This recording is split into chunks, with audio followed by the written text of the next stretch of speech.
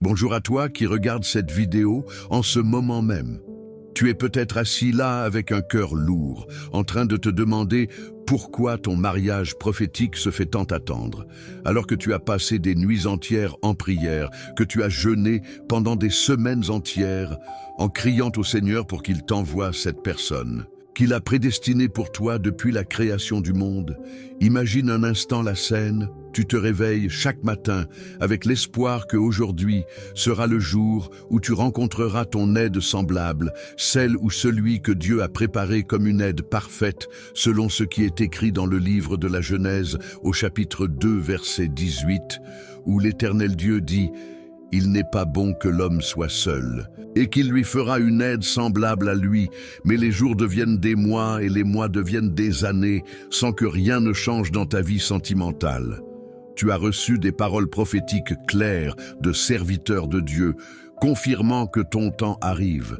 Tu as vu des rêves où le Seigneur te montrait ton futur conjoint, pourtant quelque chose bloque le chemin. Et tu te sens prisonnier dans un désert émotionnel et spirituel. La vérité que je viens te révéler aujourd'hui est que plusieurs erreurs courantes, souvent ignorées, dressent des barrières invisibles qui empêchent la manifestation de ton mariage prophétique. Et je vais te les expliquer en détail pour que tu puisses les identifier en toi et les détruire par la puissance du Saint-Esprit, afin que ta bénédiction arrive enfin. Écoute bien, car ce message est spécialement conçu pour toi et il va te permettre de voir clair dans ta situation et de te positionner correctement devant le Seigneur pour que ce qui a été prophétisé sur ta vie matrimoniale se réalise enfin dans la puissance et dans la gloire. Le résultat a toujours été des larmes, des disputes et un retard encore plus grand dans ton destin matrimonial.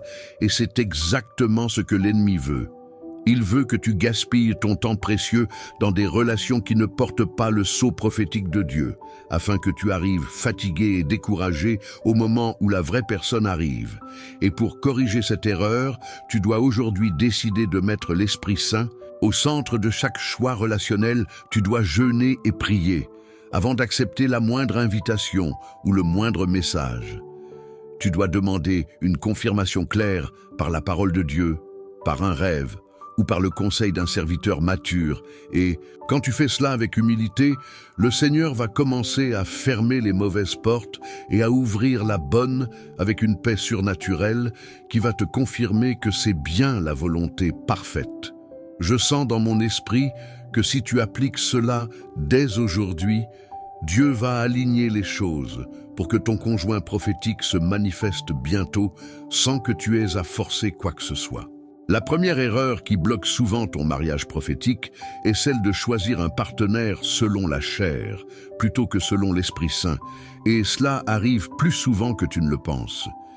Tu te laisses séduire par l'apparence physique, par le statut social, par l'argent ou par une connexion émotionnelle forte, sans prendre le temps de demander au Saint-Esprit s'il s'agit vraiment de la personne que Dieu a prévue pour toi dans ton plan prophétique. Et quand tu fais cela, tu ouvres la porte à un joug étranger qui va non seulement retarder ta bénédiction, mais aussi créer des conflits profonds plus tard dans ton union. Parce que ce que Dieu a uni doit être une seule chair harmonieuse, et non une union forcée par tes désirs charnels, comme il est écrit dans la deuxième épître aux Corinthiens au chapitre 6, verset 14. « Ne vous mettez pas avec les infidèles sous un joug étranger. Car quel rapport y a-t-il entre la justice et l'iniquité ou entre la lumière et les ténèbres ?» Tu vois, quand tu ignores ce principe biblique, tu te retrouves à prier pour débloquer une relation qui n'était pas du tout dans le plan divin. Et cela fatigue ton esprit, ton âme, et même ton corps physique parce que tu passes des mois, voire des années, à essayer de faire marcher quelque chose que le ciel n'a jamais approuvé. Et pendant ce temps, la personne que Dieu t'a réellement réservée reste en attente, parce que tu n'es pas encore libre spirituellement pour la recevoir. Imagine combien de fois tu as rencontré quelqu'un. Qui semblait parfait sur le papier, mais au fond de ton cœur, tu sentais un malaise que tu as ignoré par impatience ou par peur de rester seul. Et au lieu de te repentir et de rompre tout de suite, Tu as continué en te disant que peut-être Dieu allait bénir cette relation après tout. Mais la deuxième erreur qui bloque ton mariage prophétique est l'impatience qui te pousse à forcer les choses, au lieu d'attendre le temps parfait de Dieu. Et tu sais combien cette erreur est subtile, parce que tu pries depuis longtemps, tu as reçu la prophétie, tu as vu les signes. Mais comme rien ne bouge vite, tu commences à prendre les devants, tu t'inscris sur des sites de rencontres, tu acceptes des rendez-vous arrangés par des amis, ou tu te mets à courtiser quelqu'un que tu as rencontré par hasard en te disant que Dieu va rattraper le retard. Et pourtant, la parole de Dieu est claire sur l'attente. Comme il est écrit dans le livre du prophète Habacuc au chapitre 2, verset 3, car c'est encore une vision pour le temps fixé. Elle parle de la fin, et elle ne mentira pas si elle tarde, attends-la, car elle viendra. Certainement, elle ne tardera pas quand tu manques de patience. Tu ouvres la porte à la chair et tu risques de choisir quelqu'un qui n'est pas prêt ou qui n'est pas la bonne personne. Et cela crée des cycles de déception qui te font douter de la fidélité de Dieu, alors que le problème vient de ton empressement. Tu te souviens de ces moments où tu as presque dit oui à une relation simplement parce que tous tes amis se mariaient et que la solitude te pesait trop lourdement. Et après quelques mois, tu as découvert que cette personne n'avait pas la même vision de la vie ni la même ferveur pour Dieu. Et tu as dû rompre en laissant des blessures qui ont encore retardé ton vrai mariage prophétique. Et pendant que tu attends dans l'impatience, l'ennemi te murmure des mensonges, comme Dieu t'a oublié ou ta prophétie était fausse. Mais la vérité est que Dieu est en train de préparer ton partenaire dans le secret.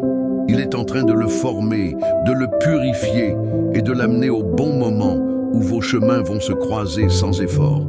Et pour sortir de cette erreur, tu dois cultiver une attitude d'attente active. Tu dois continuer à prier, mais en rendant grâce au lieu de te plaindre. Tu dois occuper ton temps à servir le royaume, à grandir en caractère et à devenir la personne que ton futur conjoint a besoin de rencontrer. Et quand tu fais cela avec foi, le Seigneur accélère le processus d'une manière surnaturelle parce qu'il voit que tu as appris à lui faire confiance et non à tes propres forces. Et je te dis avec douceur que si tu décides aujourd'hui de lâcher prise et d'attendre dans la paix, ton mariage prophétique va s'ouvrir comme une porte qui était fermée depuis longtemps. La troisième erreur qui bloque ton mariage prophétique est celle des péchés sexuels du passé et des liens d'âme non brisés. Et cela touche particulièrement ceux qui ont eu des relations avant de connaître vraiment le Seigneur, ou même après dans des moments de faiblesse, et ces relations ont créé des attaches spirituelles invisibles qui empêchent ton esprit de se connecter pleinement à la personne que Dieu t'a réservée. Comme il est écrit dans l'Épître aux Hébreux, au chapitre 13, verset 4, que le mariage soit honoré de tous, et le lit conjugal exempt de souillure, car Dieu jugera les impudiques et les adultères. Tu vois, quand tu as partagé ton corps avec quelqu'un qui n'était pas ton conjoint divin, tu as créé un lien d'âme qui reste actif dans le royaume spirituel même des années après. Et cela se manifeste par des rêves récurrents, par des souvenirs qui reviennent sans cesse ou par une difficulté inexplicable à t'attacher émotionnellement à une nouvelle personne. Et beaucoup de croyants comme toi prient pour leur mariage prophétique sans réaliser que ces liens d'âme agissent comme des chaînes qui bloquent la manifestation de la promesse. Tu as peut-être confessé tes péchés, mais tu n'as jamais demandé au Seigneur de couper ces attaches par la puissance du sang de Jésus. Et pendant que ces liens restent actifs, l'ennemi a le droit légal de retarder ton union parce qu'il utilise ces ouvertures pour semer le doute, la peur, ou même des tentations qui te ramènent dans le passé. Et pour corriger cela, tu dois faire une repentance profonde et spécifique. Tu dois nommer chaque personne avec qui tu as eu une relation intime. Tu dois renoncer à ces liens à haute voix et demander au Saint-Esprit de te purifier complètement. Et ensuite, tu dois déclarer la liberté sur ton corps, ton âme et ton esprit afin que rien du passé ne puisse plus interférer avec ton futur. Et quand tu fais cela avec sincérité, tu vas sentir une légèreté nouvelle, une paix profonde. Et tu vas commencer à rêver de ton conjoint prophétique avec clarté, parce que la voie sera enfin dégagée pour que Dieu accomplisse ce qu'il a dit sur toi. La quatrième erreur qui bloque ton mariage prophétique est le manque de prière persistante et de vie consacrée. Et tu peux prier pour ton mariage, mais si ta vie quotidienne n'est pas alignée avec la volonté de Dieu, alors tes prières restent comme bloquées dans le ciel, comme il est écrit dans l'Évangile selon Matthieu au chapitre 6, verset 33. Cherchez, premièrement, le royaume et la justice de Dieu, et toutes ces choses vous seront données par-dessus. Quand tu places ton désir de mariage au-dessus de ta relation avec le Seigneur, tu transformes cette bénédiction en idole. Et Dieu ne peut pas répondre à une prière motivée par l'égoïsme ou par le manque de consécration. Tu passes peut-être des heures à demander un conjoint, mais tu négliges la lecture de la parole. Tu négliges le jeûne régulier ou tu vis encore dans des compromis comme la colère, l'envie ou le mensonge.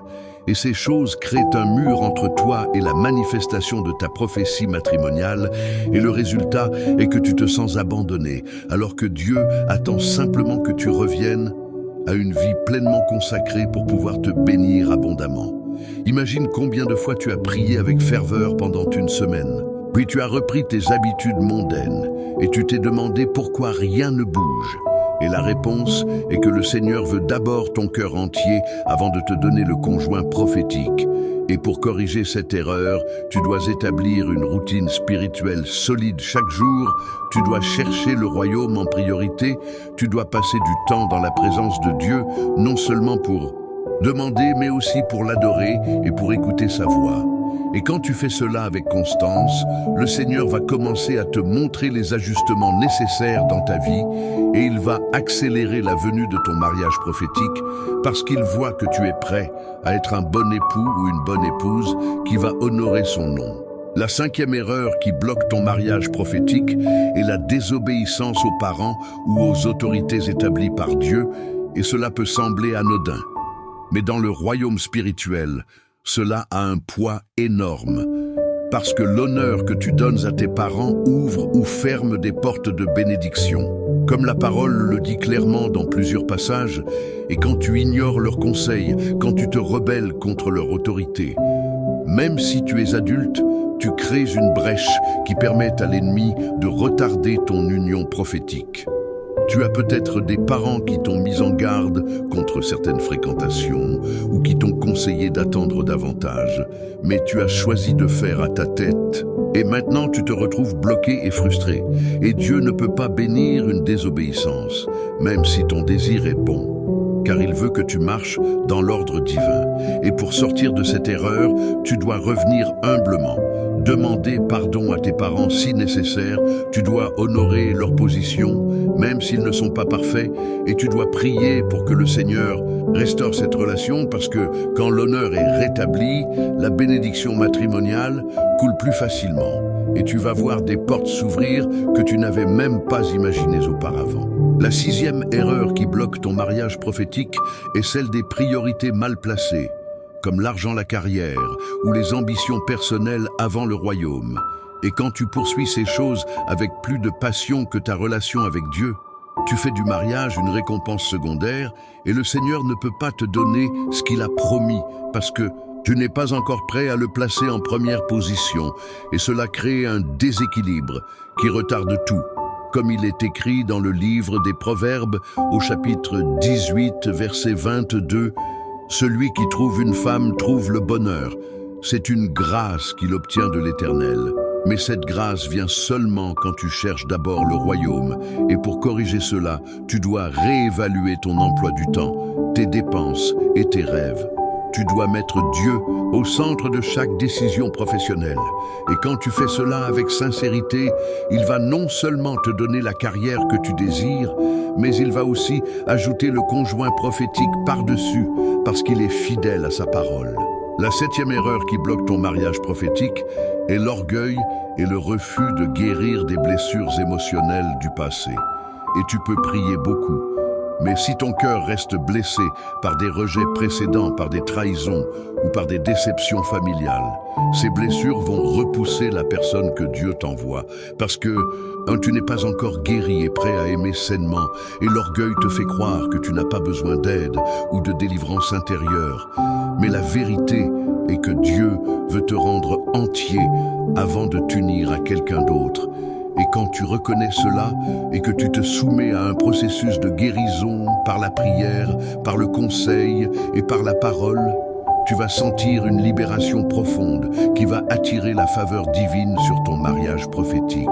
Maintenant que tu as entendu toutes ces erreurs en détail, je t'invite à prendre un moment pour te mettre à genoux devant le Seigneur et à confesser celles qui te concernent personnellement. Demande-lui de te montrer par son esprit celles que tu n'as pas encore vues et repentis-toi sincèrement en renonçant à chaque blocage et en déclarant que ton mariage prophétique est libéré dès maintenant par le sang de Jésus. Et je te prophétise avec douceur que si tu appliques ces vérités avec foi et constance, ton conjoint divin va se manifester dans les mois qui viennent, parce que Dieu est fidèle à accomplir ce qu'il a promis sur ta vie. Et maintenant, si ce message t'a touché, partage cette vidéo avec au moins 3 personnes qui attendent aussi leur mariage prophétique. Mets un pouce en l'air pour confirmer que tu as reçu cette révélation et abonne-toi à la chaîne pour ne manquer aucun enseignement qui va continuer à transformer ta vie. Je t'aime dans le Seigneur et je prie pour que ton mariage prophétique arrive très bientôt dans la puissance du Saint-Esprit. Ainsi soit-il.